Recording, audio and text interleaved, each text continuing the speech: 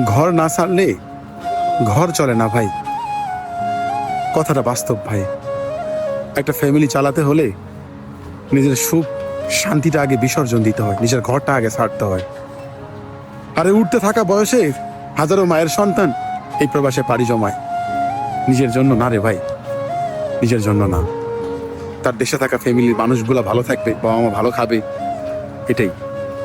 কে বোঝে ভাই যে ছেলেটা 16 বছর বয়সে লাখ টাকা ঋণের বোঝা মাথায় নিয়ে এই প্রবাসে পইরা আছে, দিন শেষে সেই ছেলেটাই আবার অবহেলিত হয় সেই আপন মানুষদের কাছে, যাদের জন্য ঘর বাড়ি সাইরা টাকা পয়সা দিয়া এত কষ্ট কইরা এই প্রবাসের মাটিতে জীবন যুদ্ধে পড়ে থাকে। সে শুধু তার ফ্যামিলির মুখে হাসি ফোটানোর জন্য। এতটুকু ভালো কেউ বুঝে না, দিন শেষে ওই প্রবাসীটাকে আবার অবহেলিত হতে হয়। কারণ সবাই জানে যে প্রবাসে গেছে, সে হয়তো ভালো আছে, ভালো খাচ্ছে, আমাদের দিচ্ছে, সে হয়তো মাসে লাখ লাখ টাকা ইনকাম করতেছে, কিন্তু ভাবতেছে না যে যে ছেলেটা আমাদের ভালো রাখতেছে সে কত কিছু ত্যাগ কইরা সেই প্রবাসের মাটিতে পইরা আছে। না পায় বাবা মার ভালোবাসা, না পায় গ্রামবাসীর ভালোবাসা, না পাচ্ছে মায়ের হাতের খাবার ঠিক মতো, না নেয় কেউ যত্ন এই প্রবাসের মাটিতে।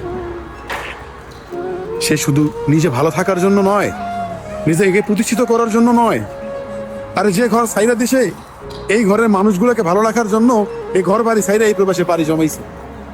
একটা বারো কি আপনারা খোঁজ নিয়ে দেখেন, যে ঘর ছাড়ছে, যে ঘর ছেড়ে যে মানুষটা দূরপ্রবাসে পইরা আছে, সে কি নিজের জন্য পইরা আছে? না, সে আপনাদের জন্য পইরা আছে, একটা ফ্যামিলিকে ভালো রাখার জন্য। আসলে ভাই